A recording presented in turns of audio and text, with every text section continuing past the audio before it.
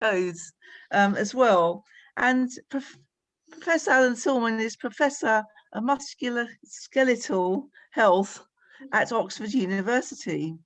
And he is going to talk about an epidemiologist's perspective of making sense of COVID-19. So following graduation as a doctor, Alan trained in epidemiology at the London School of Hygiene and took up an academic role in the department at the London Hospital. And he was appointed as Director of Arthritis Research at Manchester in 1988. In 2007, he changed roles to become the first medical director of the Arthritis Research UK charity. And in 2015, he left there to return to an academic research and took up the role which he has at present. He has advised the government on the safety of medicines, including vaccines, and is currently part of a panel reviewing the quality of research in UK universities. And he's written a number of books and over 500 scientific articles. So since the pandemic, Alan has been writing a blog for a lay audience to try and make sense of the large amount of data and expert opinion. So thank you very much, Professor Sillman. Great pleasure to welcome you. Oh, thank you very much for inviting me. When I was a kid, I used to go to summer school, and I come from Leeds. And everybody that I met from London lived in Kenton. And clearly in the 1960s, Kenton, Harrow, Middlesex was the place where anybody I needed to be friendly with, or particularly any girl I wanted to go out with, lived. So I'm not sure whether any of you in the audience, but if you are, nice to see you again. And I did visit Kenton Shul a very large number of years ago when I was quite impressed. I think there were 3 bar mitzvahs this Shabbat that I went there. So this is the only time I've been back since then. So it's nice to see you all. So what the plan is this evening, I don't know how many of you, maybe just kind of wave your hands if you were listening to Boris Johnson's press conference before. Obviously, that is going to be fresh in your mind. And if Boris Johnson or Chris Whitty or Patrick Vallance, both Chris and Patrick are people I know quite well, if they didn't answer all your questions, I'm happy to take up that mantle and answer any questions you might have, either in the chat or put your hand up or what have you. And the first rule is there is no stupid question. There is no stupid question. Just perhaps to kick off that discussion, I'm just going to share my screen and just show you a few things, just so to kind of kickstart and to talk about some of the issues involved. And as Michelle said, I have been doing a blog. It started off as an email to people in my shul, and then that kind of expanded. So about once or twice a week, I post on the blog, trying in very, very simple terms to explain some of the complexities. That is the address on the website. And if you're interested, you can go on there and you can click and see the articles that I've been putting on now. My first one was a year ago. And you can sign up if you want, absolutely free, of course. And you can get the updates as they happen. So that's if you're interested. So I think what came out from the press briefing, that there's actually 2 ways of this virus stopping becoming a problem for us. The first is that we stop person-to-person spread. This is a virus that spreads from person to person. It doesn't spread in the drinking water. It doesn't hang around in the soil It doesn't come from animals. It's not in the food we eat. It doesn't survive as some bugs can for years and years. One contracts this infection from another human being. And indeed, if we were perfectly successful at stopping any infected person being in contact with any non-infected person, that is the way that we stop the pandemic. And what is the example of that is China. Now, whatever one's views are of China and the political situation and the human rights situation, or the way they treat their public, China has extremely low rates of COVID-19. They have virtually not started their vaccination campaign. They have controlled that pandemic by a rigorous control of reducing person-to-person spread. Where else has this happened? It has happened in New Zealand, where the number of cases is in the single figures. Some of you may remember the almost draconian lockdown that they reintroduced in the state of Victoria in Australia in response to a very small number of cases. Australia has not vaccinated their population, but that is the way they have controlled this pandemic. Now, in theory, we perhaps could have done that a year ago. In theory, we could have done that a year ago, but we didn't. And we can talk about what we could have done. We can talk about the Cheltenham Race Festival, the Liverpool versus Atletico Madrid. We can talk about Purim. We can talk about all these things, but we can talk about people coming in from Italy. We can talk about the lack of any quarantine or testing people who poured over our borders in February and March. But by the time we got round to taking this pandemic seriously, there were 30,000 people already in the UK. And on top of that, we did not have a way of testing for this virus.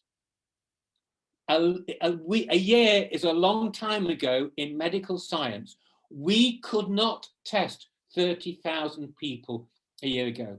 And so by the time we got round to the lockdown, the first lockdown we had in March last year, there was no way that that lockdown on its own was going to stop the virus spreading. There were just too many people in too many places passing the virus.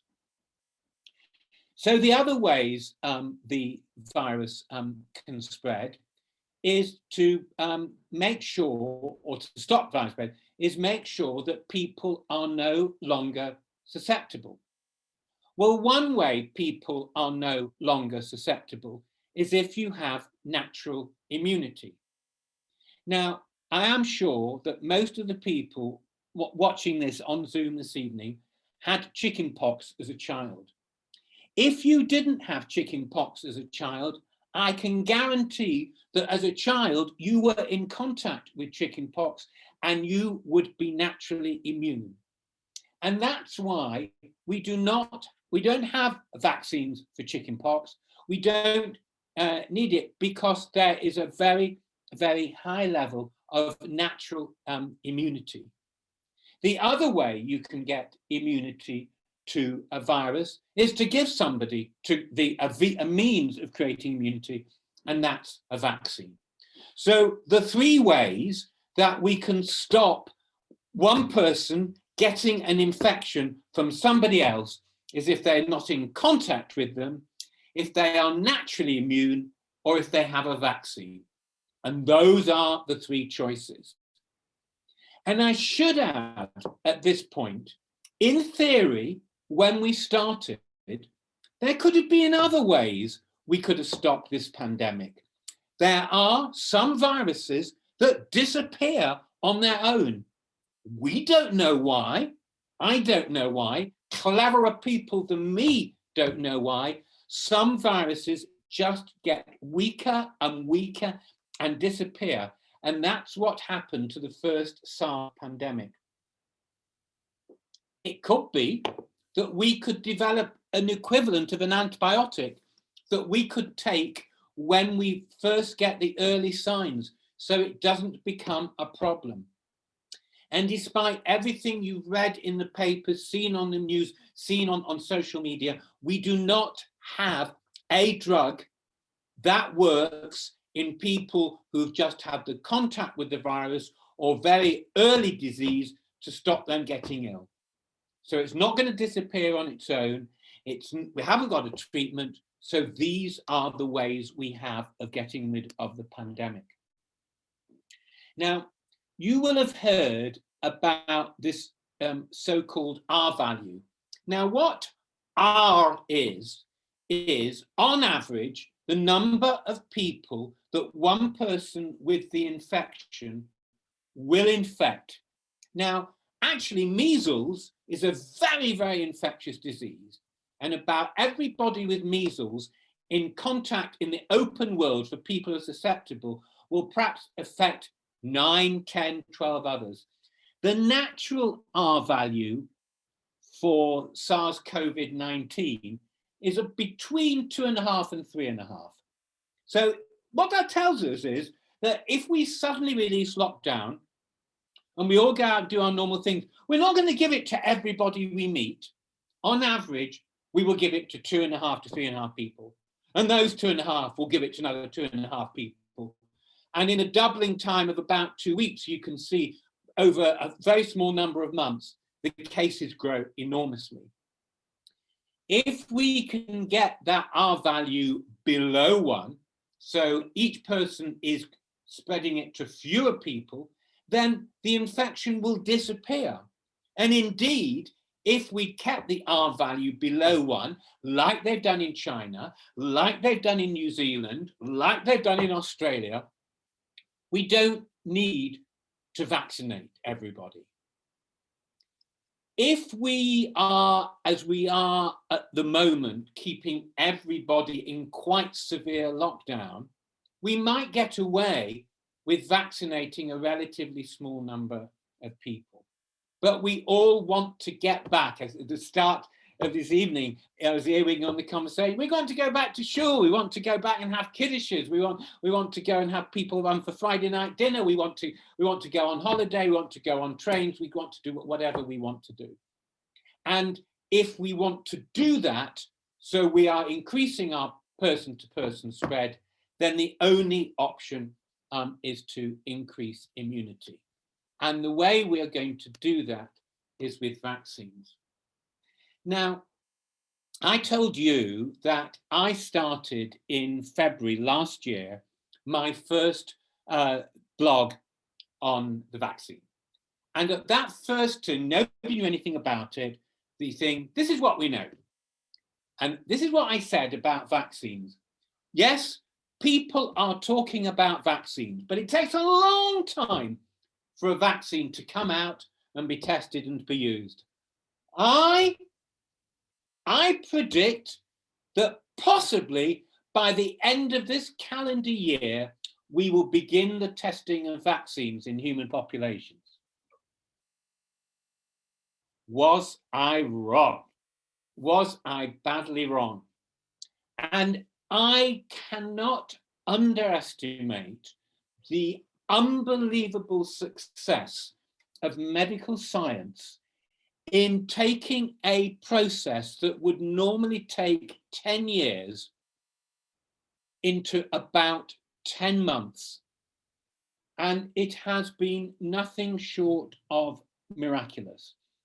It started with our Chinese colleagues telling us the DNA sequence of the virus and making that openly available. And from that, we produced the first vaccines. I work at Oxford University. Across the road from me is the Jenner Institute. They were developing a vaccine for Ebola virus using a modern technology but Ebola was controlled by very strict lockdown. And Sarah Gilbert said, do you know what? I think we move this technology from Ebola to COVID-19. And the success is the success that we have. And now that we know there are 3 vaccines around, there's a lot of data come out today, and I'll be happy to talk about that. And I think this came out from the very first trial, the Pfizer trial that was published in 2 months ago, 2 generations ago, in the fast pace of change.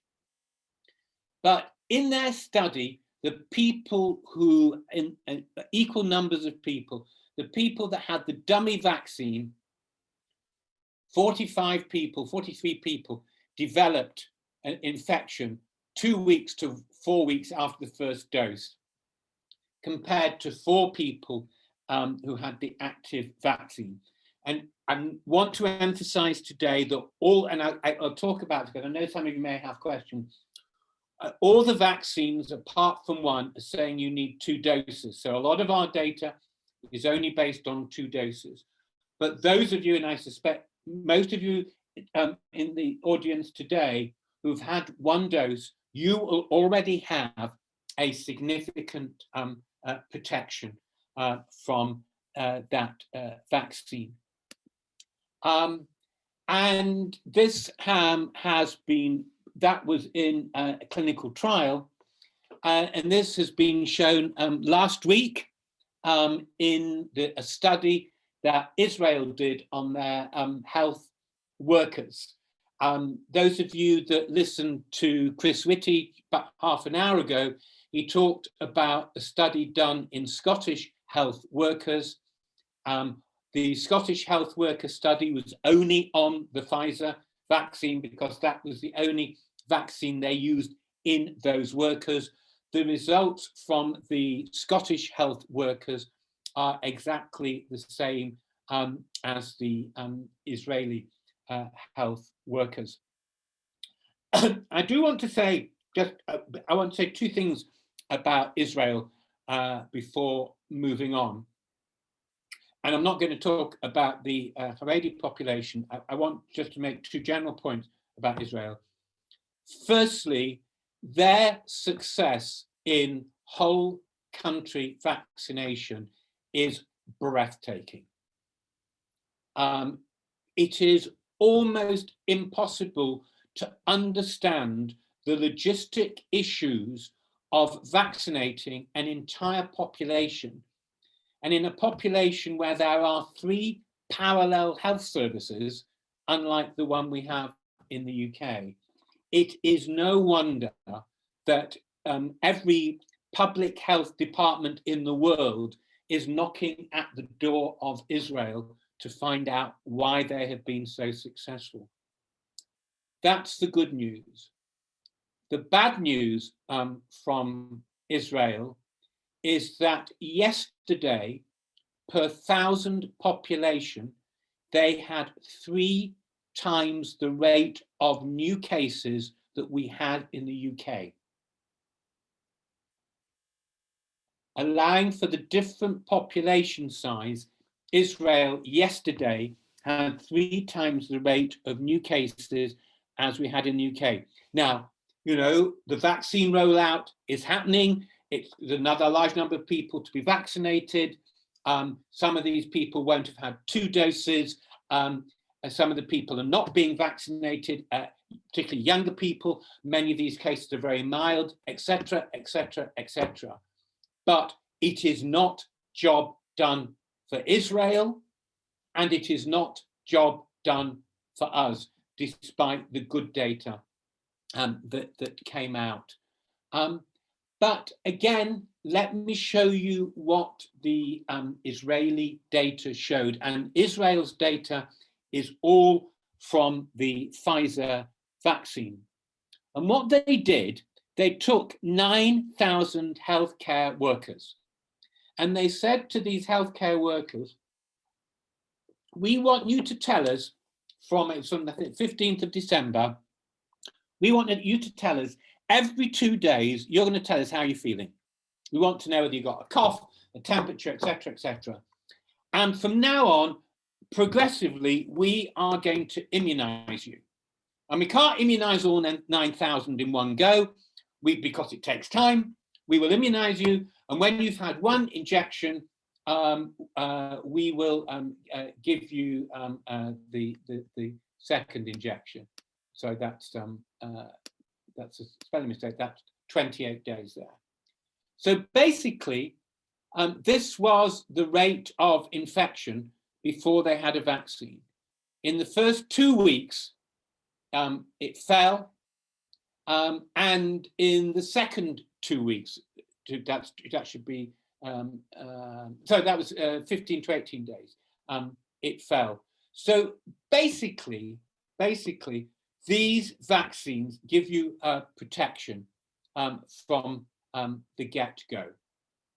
And what we've seen today with the reports from Public Health England and Public Health Scotland is both the Astrazeneca and the Pfizer vaccine are associated within the short term, because we've only got data for the first few weeks, are associated with an enormous decrease in the number of cases, and particularly those people that need to be in hospital by 80%, and indeed for the Pfizer of the AstraZeneca vaccine in Scotland, and 90% reduction.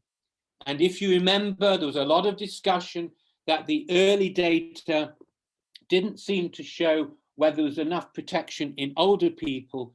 The data now, because the people who've been vaccinated are people, and who there is the data, are mainly over 70s. So these vaccines are being successful now. They are protecting after the first dose, and after the second dose, the protection seems substantial. The second thing I want to say is this issue about side effects. People have been concerned about the side effects from vaccines.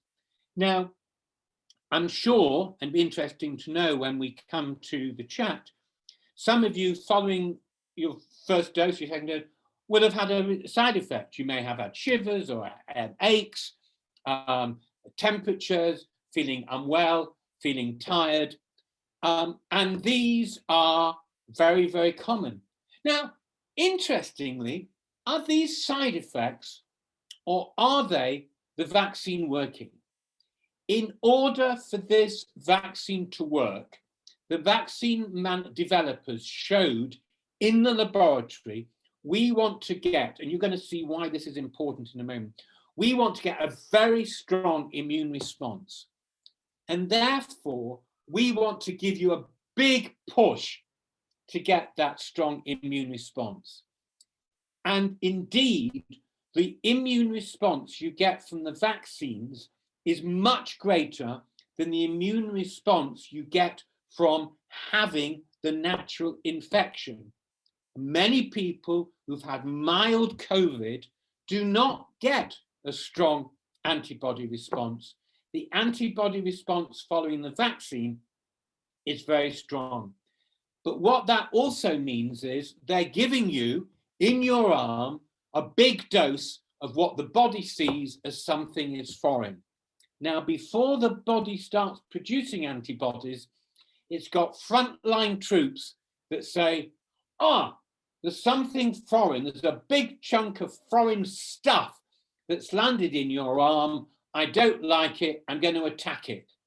So it produces all kinds of things that make us feel sick, that make our muscles ache, that can give us a temperature.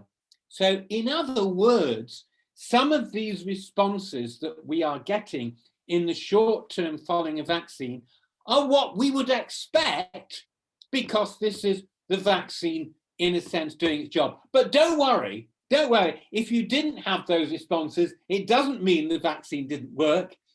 But if you did have it, it's evidence, if you like, that you needn't worry.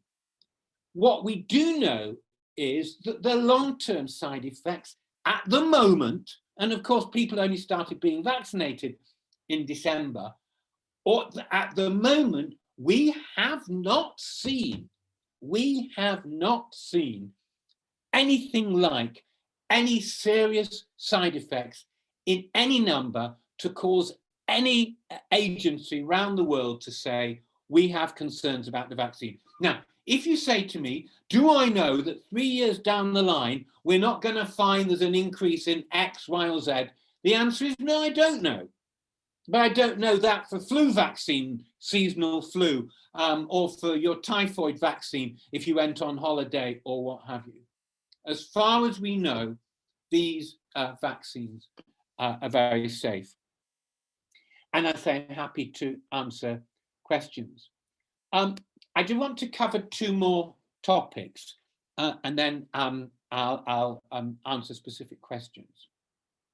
Now, one of the big unknown questions at the moment is whether vaccines stop transmission. What do I mean by this? Well, if you take measles, if you have the measles vaccine and you are in contact with somebody who has measles, that vaccine will stop the measles virus landing in your nose and throat or wherever and staying there so you can grow and pass it on to other people. And the measles vaccine is associated with what we call sterilizing immunity. In other words, once vaccinated, you're not only protecting yourself, but you can't pass it on to other people. What do we know whether a vaccinated person can pass on the virus? And the answer, my friends, is yes. At the moment, the vaccines we have do not stop everybody who is being vaccinated passing on the virus. It clearly reduces the number of people passing on the virus. They clearly stop people dying. They clearly stop people coming into hospital. They clearly reduce, but not to zero, anybody having mild disease. They reduce, but not reduce to zero, the fact that people can pass on the virus. And I think this underlines the caution that you will have heard from Boris Johnson and Chris Whitty this evening, because the concern is that we're vaccinated, if you've been vaccinated, and you have protection, but if there are still cases out there in the community, you could pass that virus on to somebody who's non-vaccinated. Now, the issue is, and we could have a discussion, maybe the non-vaccinated people, maybe children, maybe young people, etc., who are, not at risk and having severe disease, and passing a virus on when it's not serious is not a problem. I actually think the government, they may be wrong on a number of things. I think the evidence shows that they're right to be cautious here. The vaccines you have had now will protect you. They will reduce the likelihood that if you were next to somebody who had the infection, you could still pick it up. It won't stop it. And it reduces the chances if you pick it up that you'll pass it on to somebody else. It will stop it. It won't stop it completely. And the final thing I want to just mention, because I suspect that some of you will ask, is this issue of so-called new variants. Now, viruses don't do much in life. You wonder why they're there. And one of the things that viruses do is multiply. That is their sole aim in life, is to multiply. Somebody must have said to the virus, go forth and multiply, and that's what they do. They don't do anything useful, they just go and multiply. But one of the things they can do is that if somebody wants to stop them multiplying, they will change their shape. They will change in order that they can do. And what happens is that mutations, changes in the shape of the genes of the virus happen all the time. And when we have antibodies that block the virus, then the mutated forms that don't respond to the antibodies will persist. So I just want to give you a little bit of explanation about what's going on here with these new variants. If you think of, here we have a picture of a virus, and that virus has little points, spiky bits on its surface, which is we call the spike protein. And if you like, we can think of that as a key. When the body, before that, and that spike bit locks on to our nose and throat like a lock. So this is why this virus is so successful. It's got these spike proteins that their virus is floating around, lands on the surface of the nose, and there's a bit on the surface of the nose which just fits that key bit of the virus, and it locks on. And once that spike protein locks onto the virus then goes on, multiplies, gets into the nose and throat and lung cells and does all its damage. And that's how the virus works. Now, what happens is that when we have the natural infection, and particularly when we give a vaccine, and the vaccines we have at the moment, the Pfizer vaccine and the Astrazeneca vaccine, what they do is produce antibodies that lock on to the spike protein. So that, if you like, is the key. These are the antibodies. So when you are vaccinated, you'll produce some antibodies. Then a few weeks, few months later, the virus comes along. These antibodies come out of hibernation, lock on to that spike, and in other words, that virus then can't attach itself into our nose and throat. So that is why the vaccines work. The vaccine only has the spike protein. We produce an antibody to that spike. It's there, the antibodies don't do anything, stay asleep. Then the real virus comes along, sneaks in on us, and the antibodies come out. And in fact, the body's immune system produces a lot more when we have the virus. So we produce some in response to the vaccine, but basically the vaccine is giving the body the instructions to make a shed load more when the virus comes along. It produces all these antibodies, and the spike protein gets entrapped in those and can't log on to the cells in the nose and throat. Now, this, if you like, is a view of what the spike protein looks like. It's a very, very complicated shape.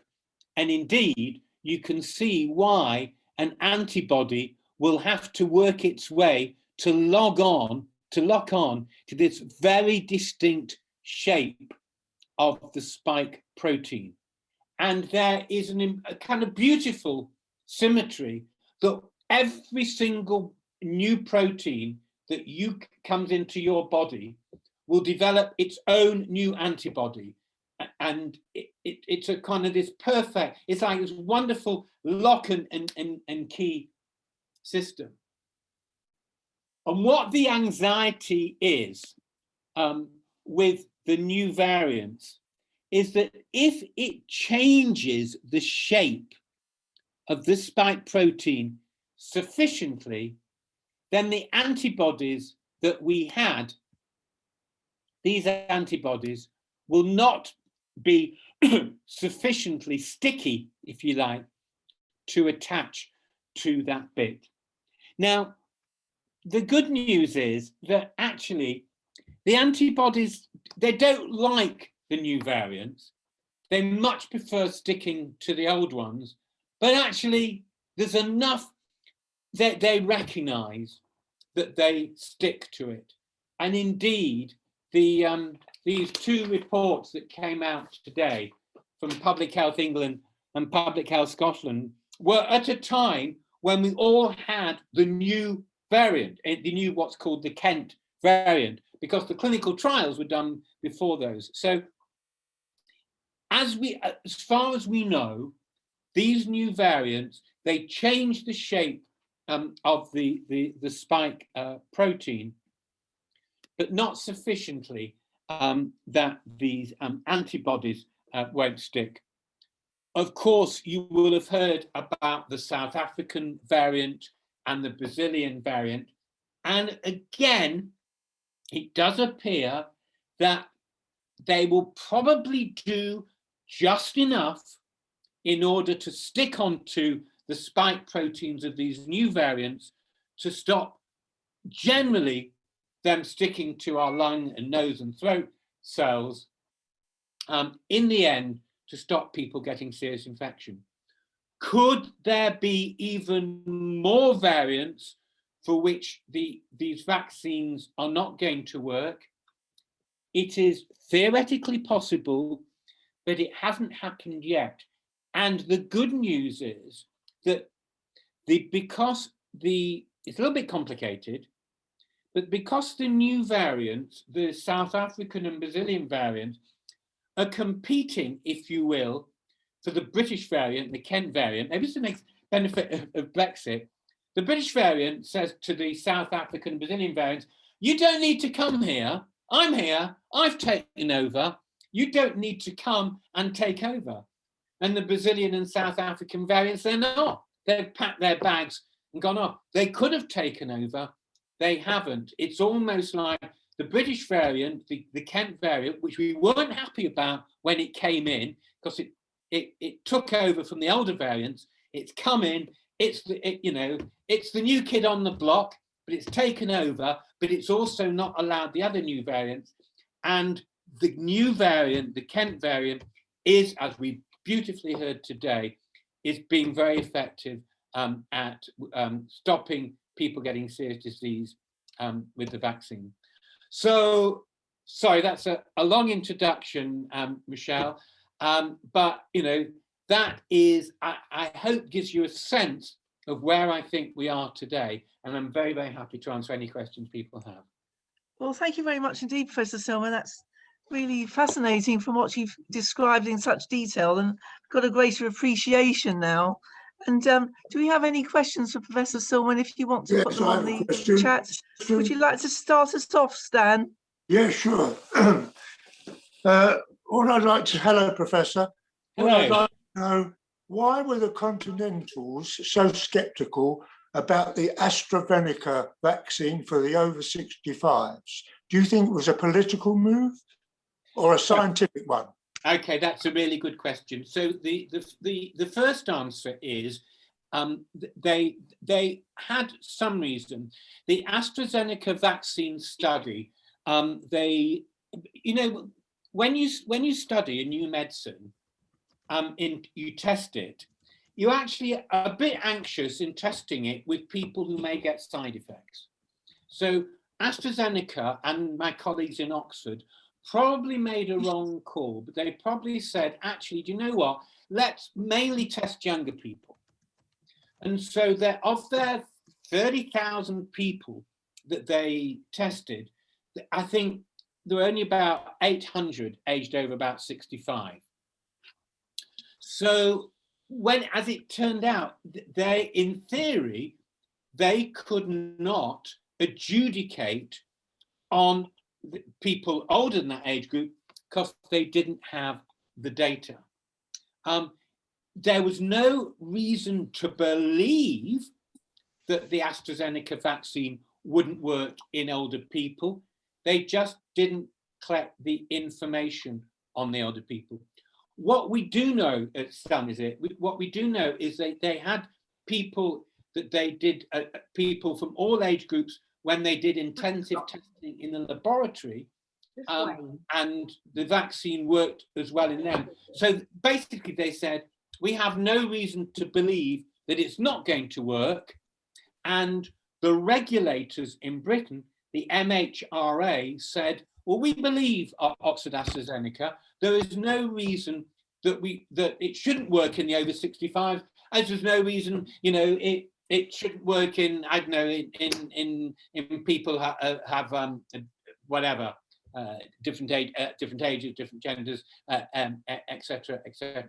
So to that extent, they were possibly right to be cautious. Undoubtedly, there was this battle because they, the deal that Germany did and the EU did with AstraZeneca meant that AstraZeneca were under an obligation to deliver their vaccine to the UK first. I have to say, up until today, I was in difficulty in showing that the AstraZeneca vaccine would work, apart from the fact there was a vaccine that came out in the United States by Johnson & Johnson. Some of you may have seen it a few weeks ago, which is very, very similar to the AstraZeneca vaccine, and that did work in older people. But these two reports came out at 4 o'clock this afternoon, and knowing what an informed audience you would be, yes, I decided I couldn't have my dinner. I had to read the reports, and they showed that the AstraZeneca vaccine works brilliantly in people aged over 80. So it's going to be really interesting tomorrow whether President Macron or Angela Merkel or the rest of the EU skeptics going to say, do you know what, we're wrong? And actually, I do want to say two things about the AstraZeneca vaccine. One is that the AstraZeneca vaccine is the cheapest of all vaccines because they are producing it at cost. And it is the vaccine that countries in low middle income countries are going to be able to afford. And the other thing about the AstraZeneca vaccine is it is very stable. It can be stored at room temperature. It can be transported everywhere. And as far as the world is concerned, in order to protect the world, it's AstraZeneca vaccine that people are going to have to rely on. Thank you very much, Stan. Thank you very much, Dr. Sillman, for that for a very positive response. And now we're going to go to Roy next. I thought you might be interested in the experience of my grandson in Israel who didn't have the vaccine, and he's in yeshiva, and he was prompted to accept the vaccine by being promised a pizza, and that managed to persuade him to go running for his vaccine. What I want to ask you is, what is your view, Professor, on no jab, no job? If you haven't got the jab, you can't come to work. What's your view on that? Gosh, that's interesting. Just by way of example, in the United States and in some states, you are not allowed to enroll your child in public school if they've not been vaccinated against measles. Mm-hmm. So there are, if you like, sort of, examples of where this has been done in a different context. It's a tricky one, that, because I think there's a couple of reasons. Firstly, The vaccines are not 100% effective. So it's perhaps a little bit dishonest in that sense. Secondly, there may be a few people for whom vaccination is not possible. Actually, Roy, the numbers and the groups are very small. But my guess and my legal friends tell me that if they could argue that I cannot have the vaccine maybe because of a drug I'm on or an allergy I have, and therefore is an employer allowed under discrimination legislation not to employ me. I think it's a challenge to maximize vaccination coverage. I do have a worry. I've given a number of these talks, and excuse me if I'm just looking at the screens that I have. I think most of the people on the audience today are perhaps my generation or even more mature. And I've not done many of these to younger audiences, but where I have, the question has come to me and said, okay, that's fine. I can see why you want to vaccinate the most vulnerable, but we're young, we're not vulnerable, we may have side effects. Why do we need to have the jab? And, you know, I can see that by the summer, when everybody over 40 or 50 has been vaccinated, when COVID is out of the news, where we're not every day being told about the numbers of death number people in hospital, and people are back at work, and somebody says, well, you know, right now then, 20, 30-year-olds, come along and get the vaccination. What for? So I think we're going to have a challenge. Oh, thank you very much, Professor Sillman. Right, we're going to ask now, Robert. Thank you very much. Thank you, Professor Sillman. It's one of the most sensible, thorough and understandable explanations of what's going on. I love your graphics. You've concentrated on the virulence of the attack being weakened by these antibodies. The other factor is the defense of the host. And we know that in Israel, we've heard that there's an aerosol which is used to give an acidic gel coating to the mucous membranes of the nose, which is the other way of stopping the virus from attaching itself. You haven't mentioned that, I think, this evening. It doesn't seem to be mentioned much, but what's going on with that? Okay, so, well, the virus has a number of ways of entering the body. It can enter through the nose, it can enter through the mouth, it can enter through the eyes, the mucous membranes of the eyes. Now, I mean, even going back to flu epidemics in the past, there are a number of compounds, which, you know, sprays, etc., which you can, you know, spray into the surface of the nose that can give some protection, and seemingly do. The problem is that they don't give absolute protection in the time, because I say you could get it in your eyes or your mouth, and of course it doesn't protect you after. I mean, I mean the different sprays act for different lengths of time, and it's probably not something that is sustainable as a long-term defense mechanism. Where it might be useful, perhaps, is if you're going to a nightclub or something like that, or a simcha maybe, you know, where there's a lot of people in very close proximity in short term, when you know that actually Pfizer, PH, it's still lurking around. But is this a panacea on its own? No. Thank you. Thank you very much, Professor. Murray and Bernard next. Yeah. Yeah, thank you for a very interesting talk, Professor. The question I've got is, I'd just like to know your views on the 3-month wait for the second virus as opposed to the 3-week wait. please. Okay, so that's a really good question. So the AstraZeneca vaccine 3 months delay came as a result of an accident, interestingly.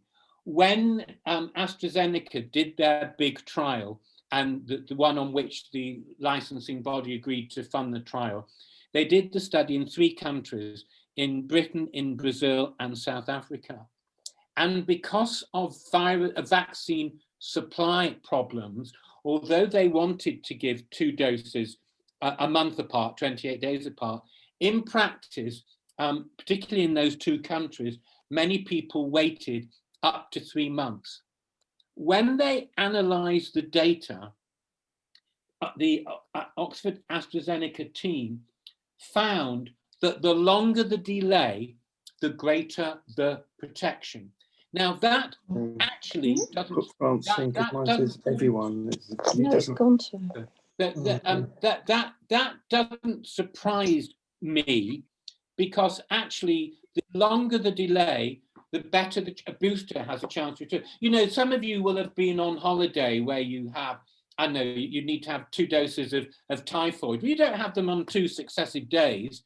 You have, or what happens, the most holiday jabs, you have a gap, and the booster works better after the gap.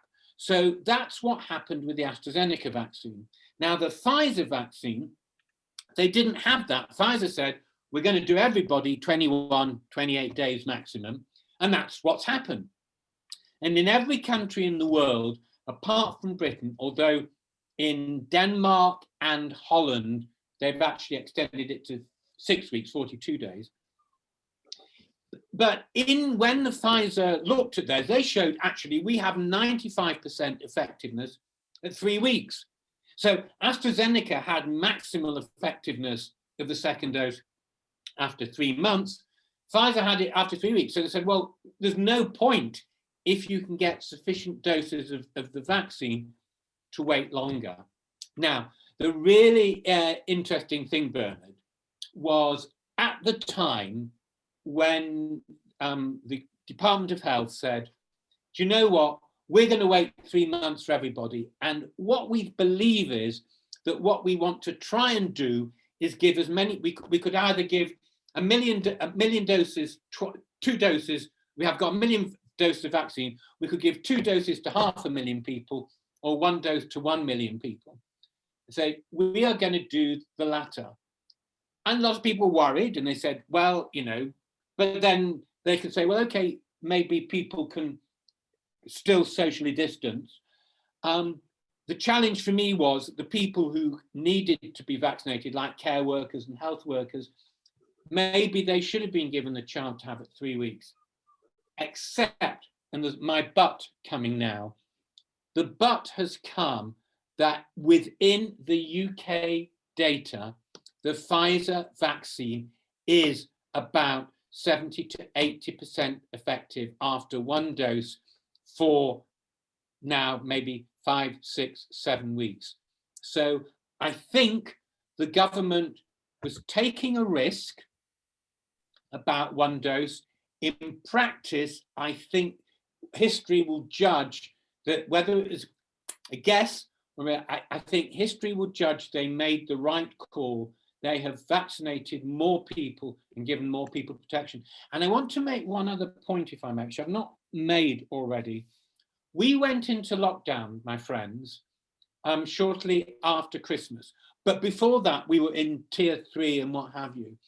We've all been in fairly severe lockdown for quite some time. Schools have been closed, universities have been closed. You know, my students have not been back on campus this academic year. People have been working from home. Yet, despite that, we are still getting 10,000 cases a day. 10,000 new cases a day. So Chris Whitty is right. This virus is still happening out there despite the lockdown that we think we're practicing. And I think that's another reason for the government to have said, given a choice, let's vaccinate twice the number of people and let them wait longer for the second dose to achieve maximum effect. And I think the data is supporting them. Michelle, Okay. can I ask a question? Thank you very much Michelle? indeed. Thank Michelle, you. Can we, ask a question? excuse me, Excuse me. just wait, please. Excuse me. Thank you very much. Can Excuse we have me. Maris next, please? Oh, Hello. missed it. Thank you, Professor. I understand children as young as 6 are being tested with the vaccine. Is that true? Yes, it is. When the vaccines were first tested, they only tested them in people over 18. And they're now rolling out the vaccines in testing under children, Pfizer and Moderna and AstraZeneca.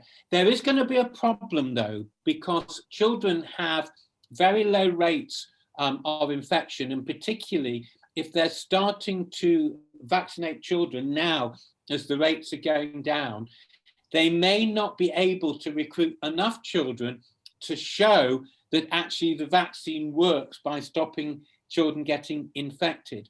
Now, it might be they have enough. It may be that some of these children are going to be testing them regularly with swab tests and what have you.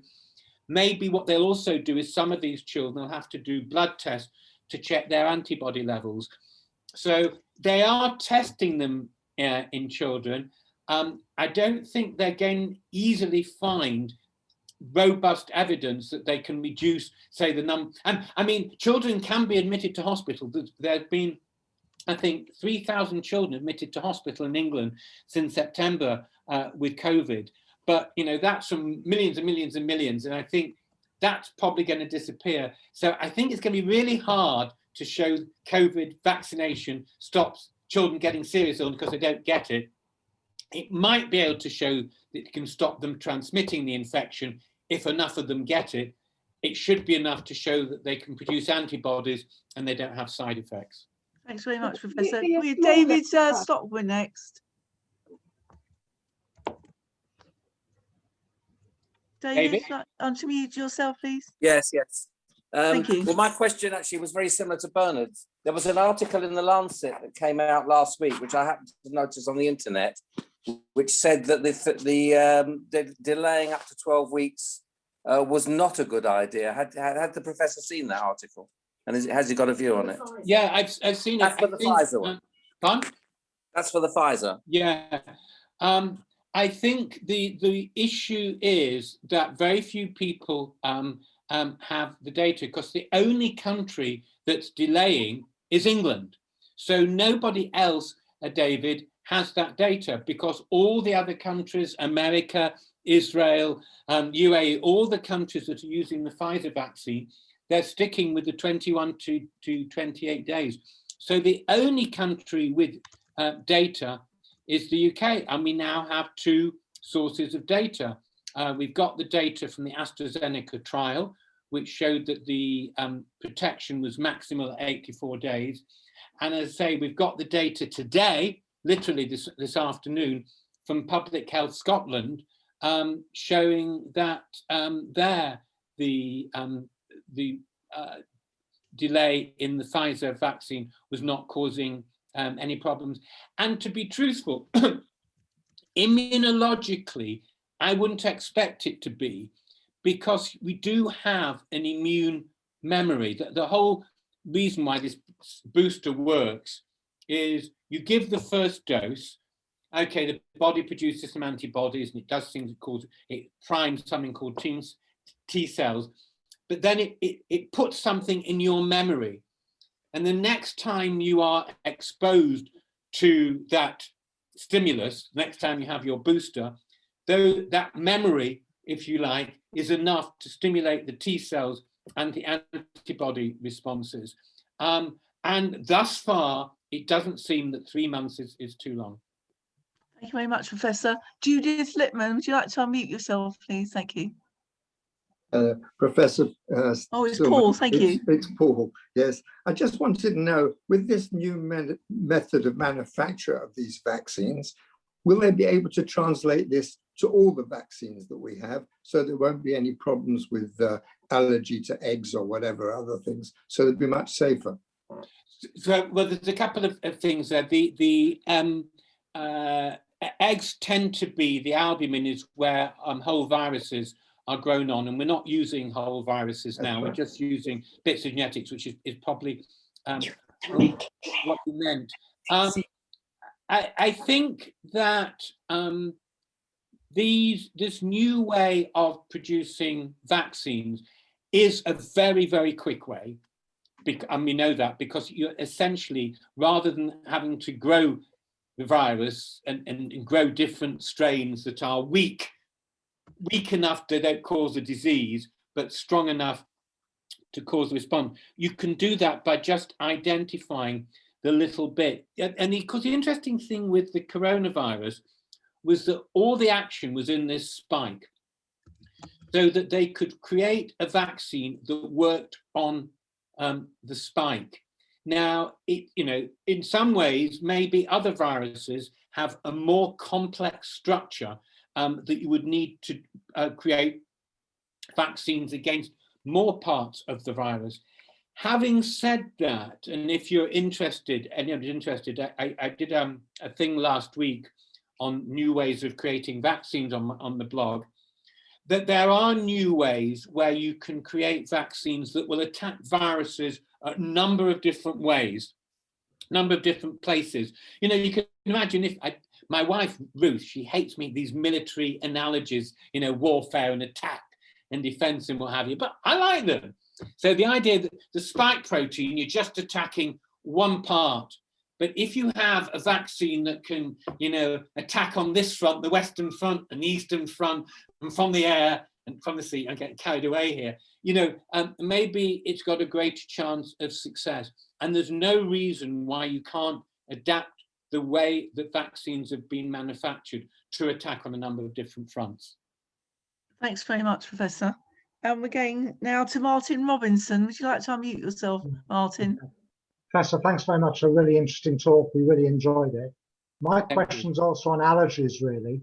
There seems to be conflicting reports. If you look at Public Health England and MIHRA, if you're seriously allergic, what are they really looking for? And, a member of the family is seriously allergic to cosmetics, to all sorts of household products, to dust, to everything.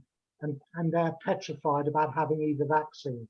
The research we've done suggests that the Pfizer one has polyethylene glycol, which can be a known allergen. The Astrazeneca one seems not to, but all the same, if you look at MIHRA reports, there's still been a number of very serious reactions straight after having the vaccination. And is there any way you can reassure or provide a bit more information for me, please? Right, so these are some data that came out last week. The really severe reaction is what's called anaphylaxis. That's the one where you need to have adrenaline because it's really serious.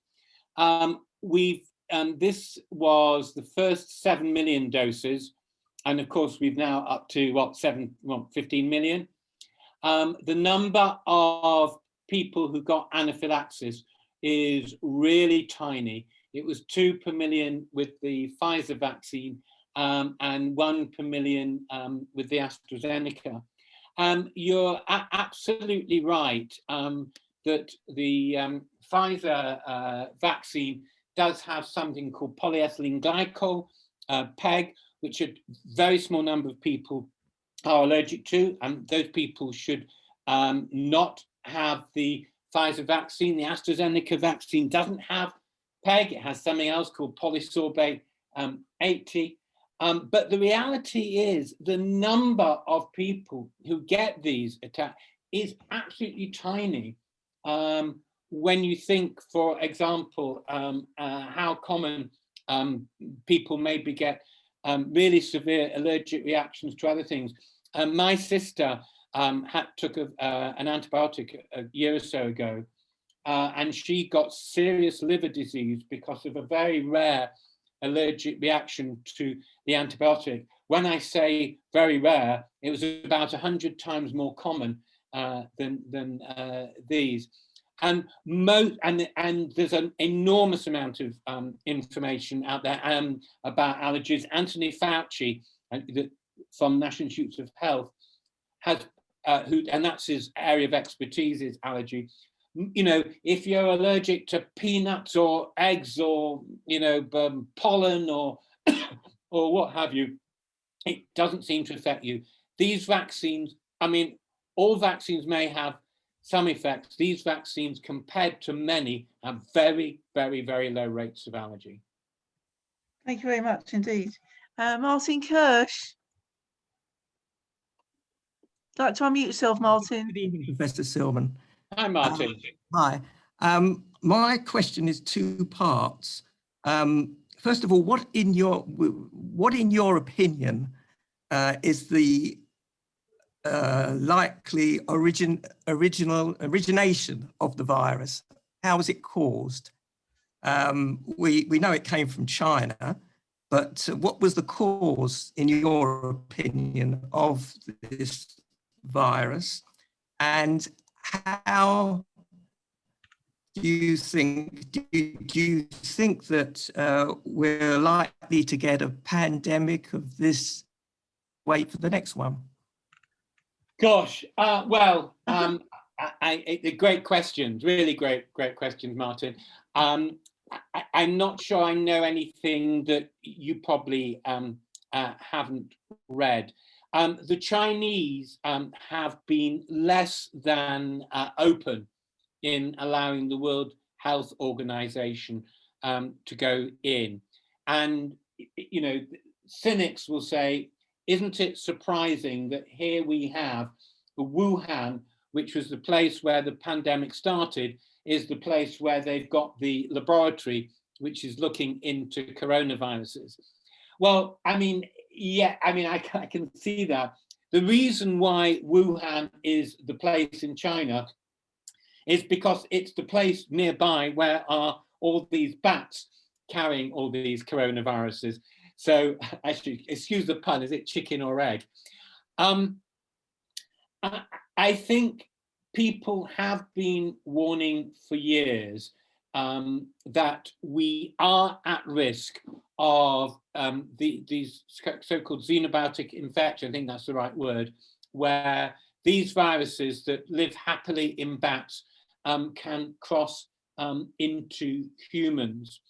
And can it happen again? I would love you to kind of leave the show or leave the Zoom today reassured that this is a one-off. The answer is no, I don't think so. I think, though, that we would be much better prepared. I think, you know, I mentioned at the beginning, and I hope I'm not going off piste here, that one of the problems we had in Britain, or one of the problems we had in the world, is we did not have the capacity to test people. This PCR test, where we're now testing hundreds of thousands of people a day, we could do in England 200 a day. I mean, the scale up of testing, the scale up of vaccines, understanding how to cope with pandemics. So my brief answer, I am cynical about the Chinese, but on balance, I probably accept it came from crossing species. I don't know about this wet animal market, possibly. Certainly, having been to China and seen these animal markets, nothing would surprise me. I do think that there is a potential risk for other pandemic viruses to come from animals and cross species, but I do think we will be much better protected. And with other coronaviruses, it may be that the immunity that we've achieved from this will protect us. There is no doubt in my mind that there are regions in China, particularly in, I think it's Yunnan province, and also in Vietnam, where they seem to have very low rates of serious COVID infection, and not because of control or anything. And one of the arguments there is they have been exposed to other coronaviruses and they built up some immunity. So the fourth answer to your question is maybe there have been partial immunity from this that will protect us against others. Oh, thank you very much, Professor. We've got Glenda Hirsch. you like to unmute yourself, Glenda? Good evening, Professor. I really enjoyed what you've had to say to us today. But what my question is, what's your opinion on mixing the vaccines, i.e. having one type and then the second one is another type? Actually, if you can bear with me one sec. I'm actually all in favour of mixing. Because I think you might find this really quite interesting. Just bear with me 1 minute. I looked at that a couple of weeks ago, and to me, and I'm not sure how many of you know about this, the really interesting vaccine is the Sputnik vaccine in Russia. Now, you may not like President Putin, and I can't say, I was going to say he's on my Christmas card, he's not going to be on my Shonotavi list. But it's really quite interesting because the Sputnik vaccine is very much like the Astrazeneca vaccine, with one particular difference, and that is that the Sputnik vaccine, sorry, let me just get this. I don't know if you can read this. So basically, it's the same type of vaccine as the Astrazeneca, because the Astrazeneca vaccine is called a viral vector vaccine, which means that the active bit of the vaccine, the instructions that make the spike protein, is carried on a harmless virus. Now, in the Sputnik vaccine, that harmless virus affects humans. In the Astrazeneca one, it's a monkey one, that doesn't matter. What's important is the Astrazeneca vaccine uses the same monkey virus in both doses, whereas the 2 doses of the Sputnik vaccine use 2 slightly different human viruses. And the reason why that might be quite useful is there's a worry from the AstraZeneca vaccine that you might, it sounds bizarre, develop an antibody to the harmless virus bit that stops the active vaccine bit from working, whereas theoretically, because the Sputnik vaccine is 2 slightly different vaccines, it may be better. So that's mixing, and AstraZeneca are now starting clinical trial with the Russians. The second thing is, should we mix AstraZeneca and Pfizer? The answer is yes, there's probably a good reason to do that. There's 2 bits of our immune system, some of you may know. There's what's called our antibody response, and there's what's called our T-cell response. If you look at the Pfizer vaccine, we get very good antibodies, pretty good in AstraZeneca. We also have a T-cell response, and the T-cell response on the AstraZeneca is good. So Pfizer is better at antibodies, AstraZeneca is better at T-cells. Coming to my military analogy again, apologies if you're non-militaristic, it's like if you've got one country with a good air force, a very good air force and a brilliant army, and another with a very good army and a brilliant air force, if you have the 2 doses were different, it might be better. So theoretically, there's no reason why mixing the vaccines should be harmful, and if anything, it could be helpful. Thank you. Thank you very much indeed, Glenda. Thanks. Shari, would you like to unmute yourself? Thank you, yes. Good evening, Professor, and thank you very much indeed for a very illuminating talk. My question is about having the vaccine after having COVID. Now, in Israel, they didn't do that. Anybody who had COVID wasn't given the vaccine initially. Now they've changed and they're giving one vaccine. What I wanted to know is, do you think it's advisable to have 1 or 2 vaccines having had COVID?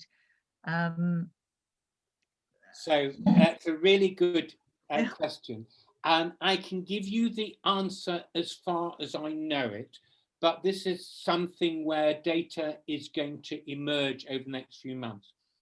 I will preface my comments by saying having COVID is not one particular state.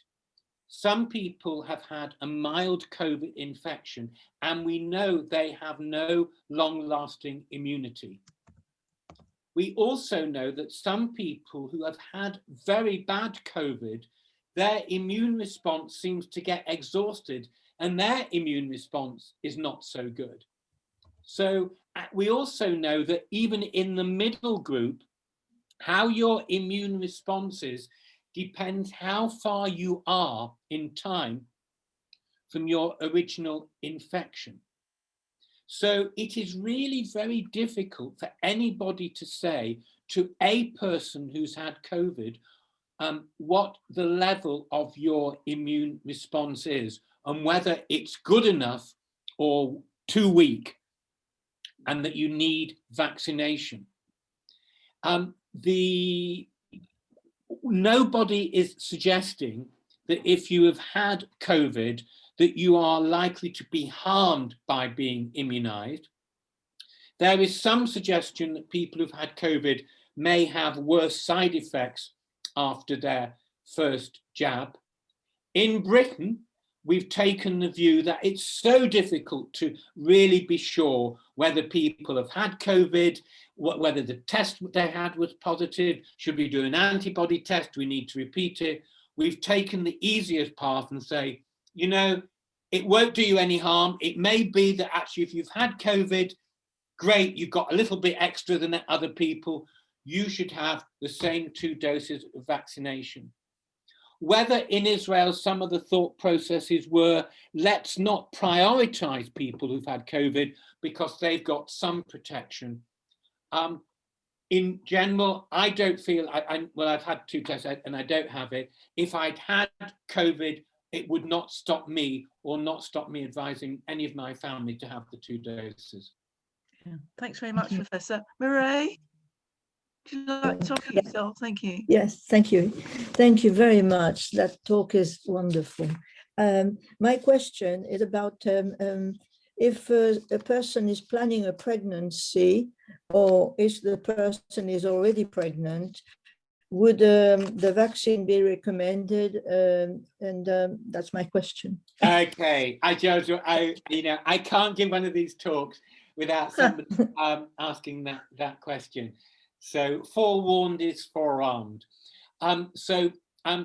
This is a really fascinating question. The first thing is vaccines are never tested on pregnant women. And for obvious reasons, because people don't want to test vaccines on pregnant women because they worry in case there's a problem. And because vaccines are never tested on women who are pregnant, we never know what happens. So it's a vicious circle. So if you go on any website and somebody who's pregnant and they will say, is the vaccine safe? So we say, well, we don't know. And because we don't know, we can't give you an answer. And because we can't give you an answer, you don't have the vaccine, and we stay in that state of ignorance. What happens, though, over time is that people end up who didn't know they were pregnant being vaccinated, and it's their data that can prove to be useful. Given that most countries are vaccinating people beyond the end of their reproductive period, whether we are going to get enough people who are pregnant and didn't know it and are vaccinated to find out whether it's safe or not, I'm not sure. However, Mireille, what I will say, which I think this is really important, we do know that people who are pregnant and get the virus get it worse. People who are pregnant and get the virus get it worse. And people who are contemplating getting pregnant and who then get the virus. And many authorities would say to a couple, and it has to be done on the basis of individual counselling, that if I was in that position and a young couple said to me, look, we want to get pregnant, or my wife, or sorry, that's incredibly sexist. I'm pregnant. What should I do? I would say, look, we don't know. Are you, for example, in a job? Are you in a caring role? Are you in a work for a health service? are you likely to be exposed and you want to continue working and you could get the infection, then my advice is that we do know getting the infection and you're pregnant would be bad for you. I cannot, in all honesty, say to you, I know that the vaccine will be harmless. As far as we know, there's no reason why it should harm the baby, but we don't know. Thank you very much, Professor. Now we're going on to Sandra and Lawrence Green. Would you like to unmute yourself? Not sure if Sandra or Lawrence wants to ask. It's Lawrence. Oh, thank you, Lawrence. Go ahead. Good evening, Professor. Fantastic evening. I just wanted to carry on probably from what Roy was saying. With the passport vaccinations, do you think it would be a good idea if we had passports? What concerns me is if I decide I want to go to a restaurant or I like to go to football, I want to know that the person next to me has had the vaccinations and he's not going to start cheering when the team scores a goal and blowing all the everything over me. You know, I just want to know that he's had the vaccine. So yeah, I mean, if we had them. I mean, this is interesting, and of course you'll all be aware this is what Israel announced yesterday about having vaccines. The issue is, I mean, you know, to me, I share your view. What people tell me is the challenge and who's responsible for policing it.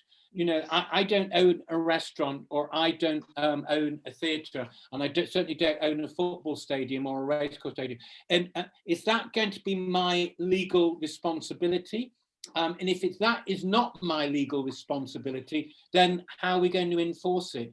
So I think that in a kind of, in many ways, theoretically, it makes sense, potentially. I think logistically on the ground and legally, that's where the challenge comes.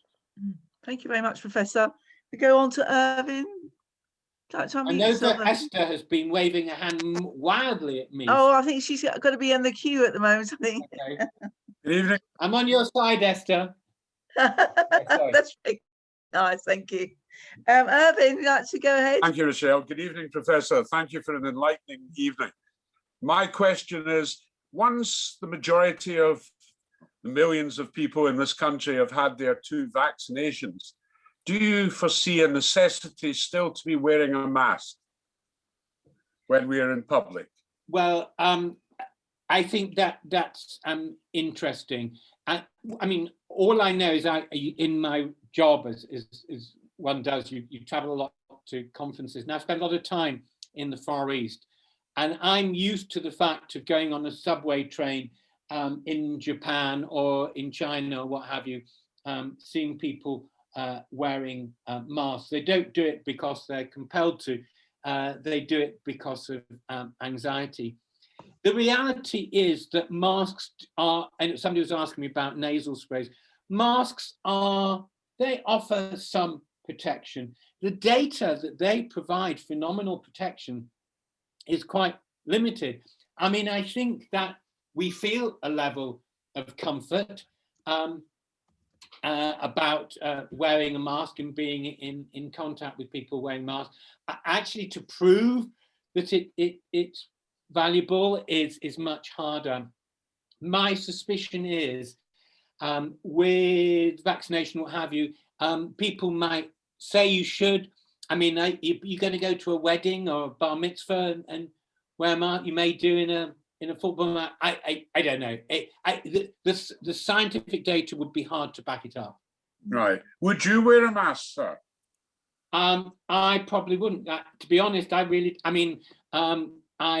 a mask when I go in somewhere. I actually don't. I find it very hard wearing a mask for a very length of time. Thank you, Professor. Thank you very much indeed. Right, Alan Levitt next. Would you like to unmute yourself, Alan? Good evening, Professor. I have a question. You've got a good name, by the way. Alan Nevitt. No, you've got a good name. I like people called Alan. Absolutely. Yeah. The question I have is that my daughter lives in Israel, and in January she had her 2 Pfizer inoculations 3 weeks apart, I think. She sent me a copy of a vaccination certificate. On the vaccination certificate, it gives you 2 dates. Well, it gives you more than 2 dates, but the dates that I'm interested in is it says inoculated since 26th of Jan, and then it says expiration date 25th of July, 6 months down the line.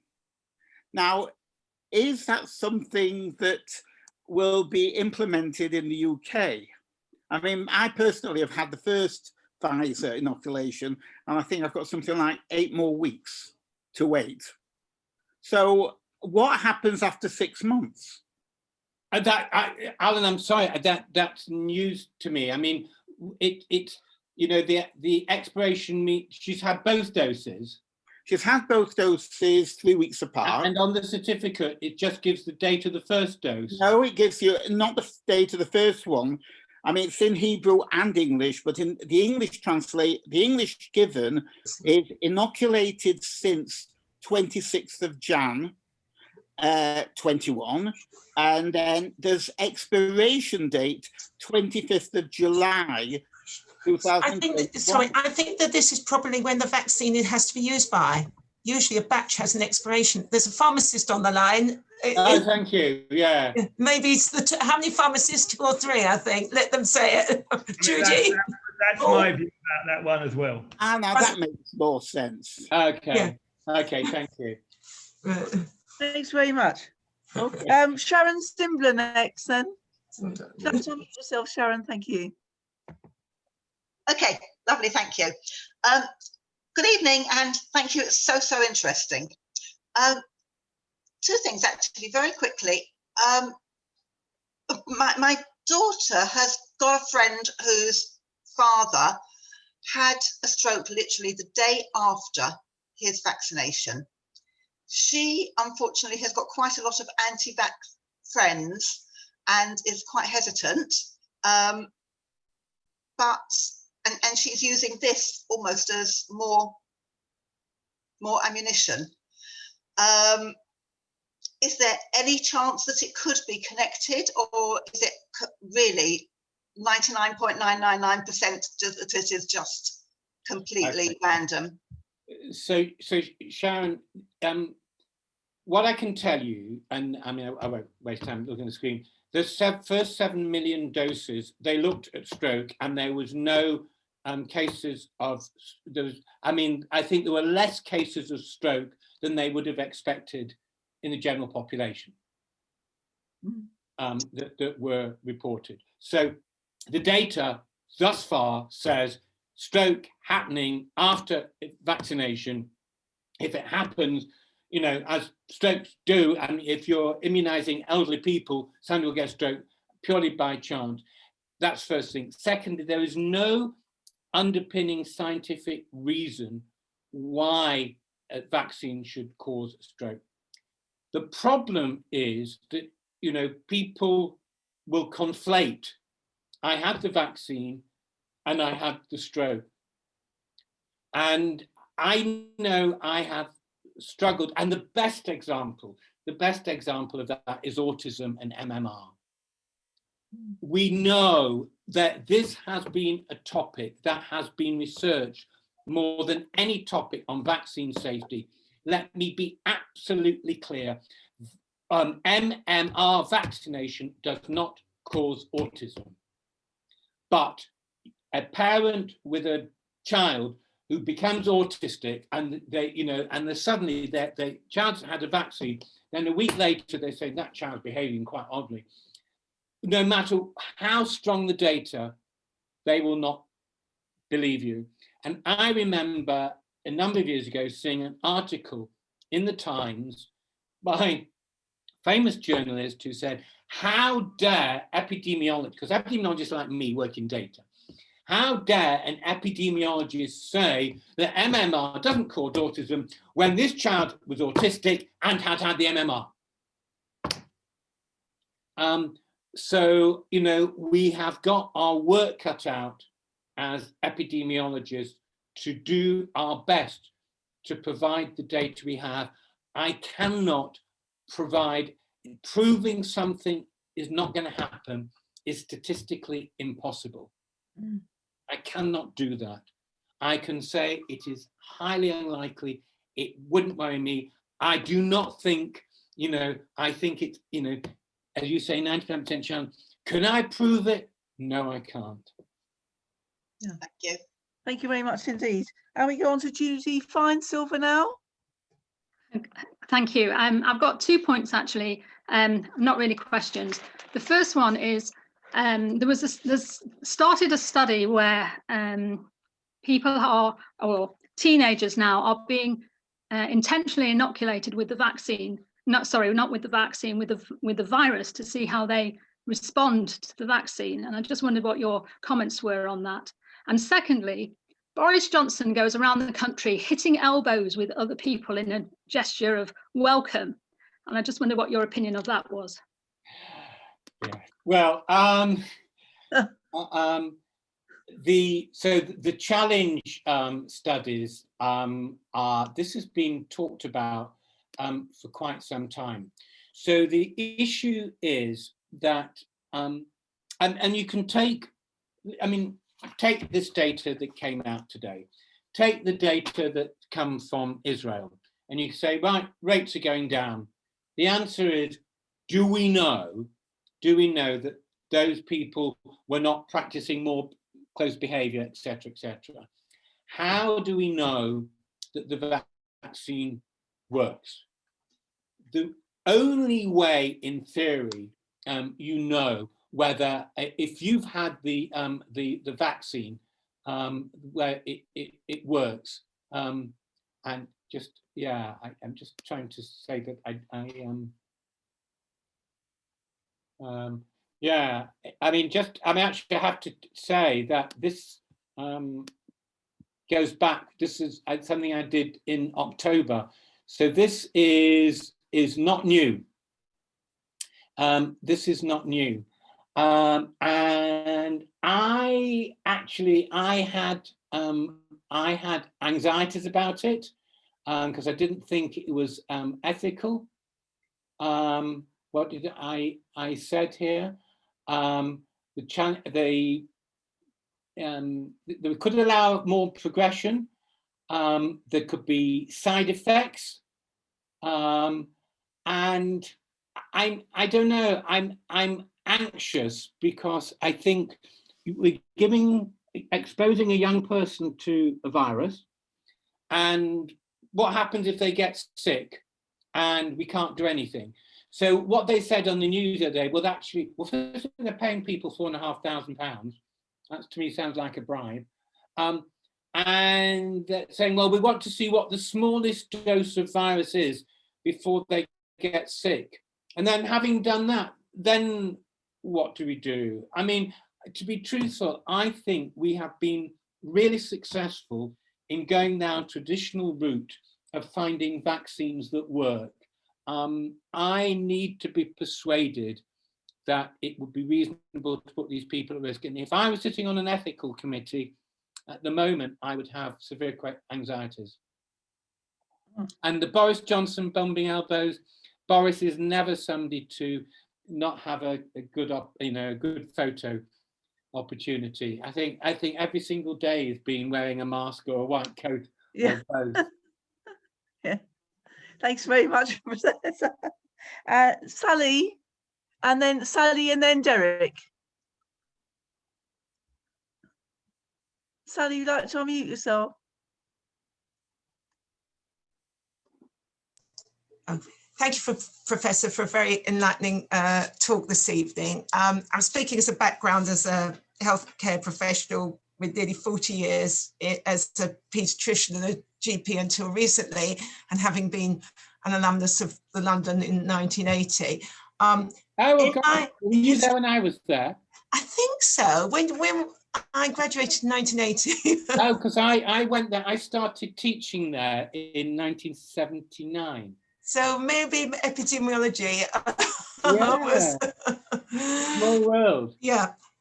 So First of all, in my initial training in paediatrics and then working in general practice where I did a lot of child health, I certainly lived through, and as you've mentioned already, the MMR scare, and prior to that, it was the whooping cough scare, and encouraging women to have their children vaccinated. And then in the last decade or so, when I worked in paediatrics and I saw the devastating effects of meningitis, and when this wonderful vaccine came in, and where I was working, which was, a mixture of rather posh families and very working class families as well, and trying to persuade people to take this vaccine, which to me seemed like the most wonderful thing that we had, and yet people weren't taking it. I mean, not saying that lots weren't, but even the proportion that weren't. I never persuaded somebody who came in and said that they weren't having their child vaccinated to have it.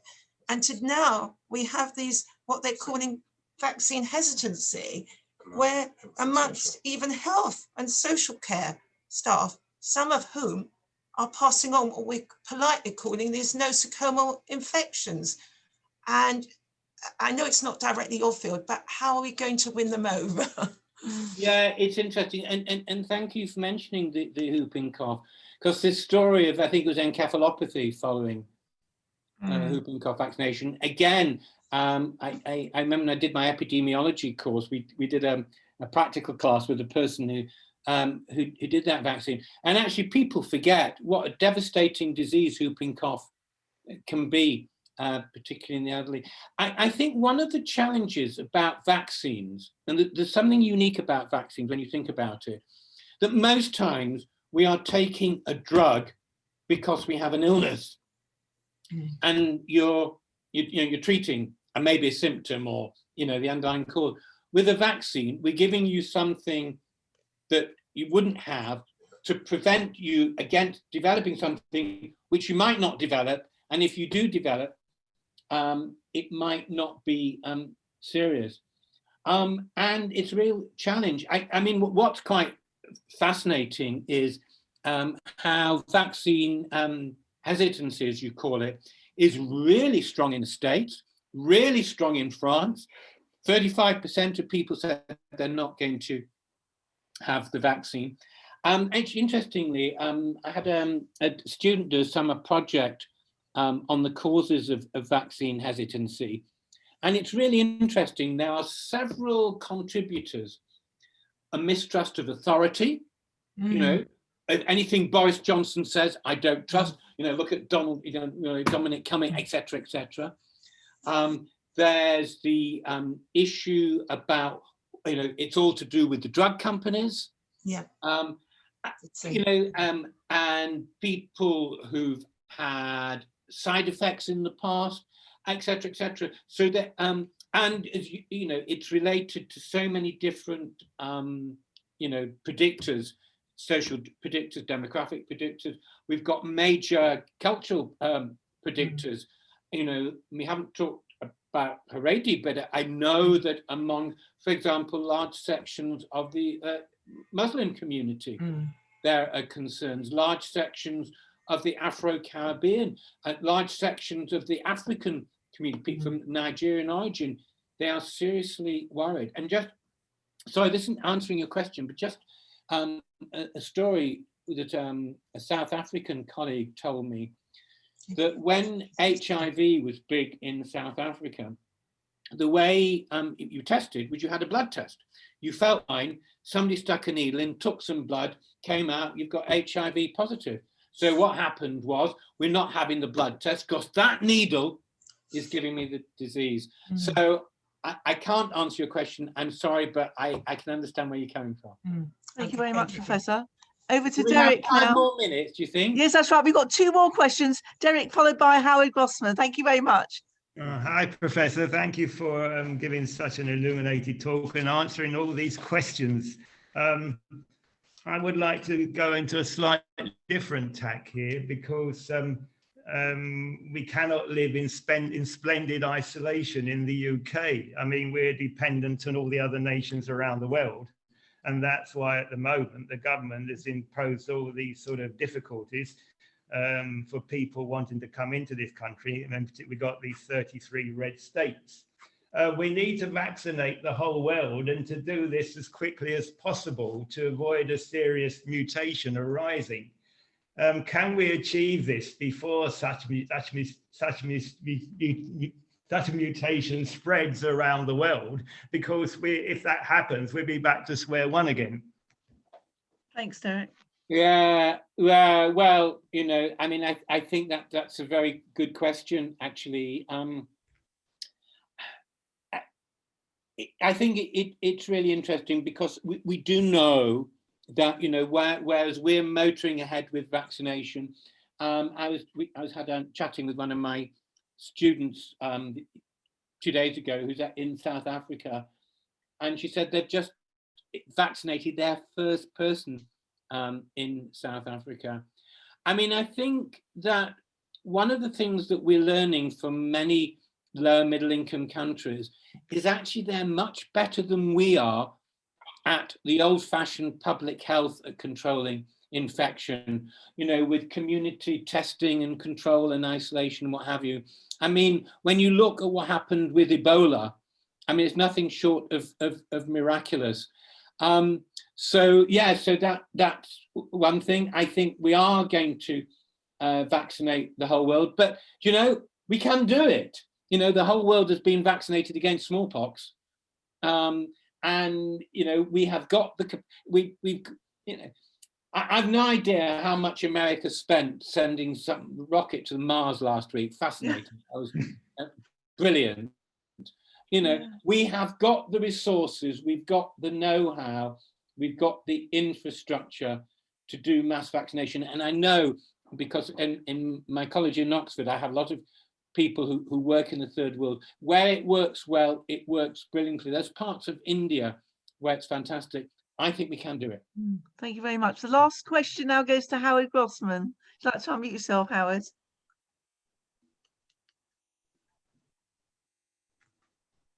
Good evening, Professor. It was a very, very interesting lecture you gave. Our class as a lecture, it really seemed like a lecture. Sorry. My question is, you mentioned early on in the discussion the miracle of bringing this vaccine out in 10 months. You said it normally takes 10 years. Do you think this model could now be used for future vaccines, or is it cost prohibitive to do it in such a short time? No, it's not cost prohibitive. If anything, it's the opposite. It's proved affordable and possible. And in fact, one of the things that maybe you've picked up, or I should have mentioned, that if there are new variants coming out, they can tweak those and produce new vaccines in weeks. And I think the regulators around the world are going to say, that's fine, you don't need to do the testing. So I think if a really nasty new variant of this virus came out, we could have a vaccine available in 3 months, ready to go. Thank you. Thanks very much. Well, on behalf of everybody on the call this evening, and certainly all the people that have asked questions this evening, I want to thank Professor Sillman for his superb talk. But all the information that we've gleaned from your questions this evening is that we're all now fully briefed with coronavirus and also the vaccines. So, and also I want to thank you very much for all the energy that you've actually put in to this evening, and we very much appreciate all the time that you've given. So thank you very much indeed. My pleasure, thank you. Thank you very much. Thank you. Thank you so much. Thank you. Bye-bye. Thank you. All the best, Professor Sillman. Thank you very much. Thank you very much. Thank you, Angela. Thank you so much. Bye-bye. Bye. Thank you. Thank you. Thanks a lot. Yeah. And thank you, Roy, for organizing. Yes, thank you. That And was so all interesting. involved. I Thank did you. actually. Oh, Rochelle, thank you. Oh, thank And I you, want to say thank you to Rochelle. Jane actually, because Jane was actually the person that's got me the contact. So Thank you. Yeah.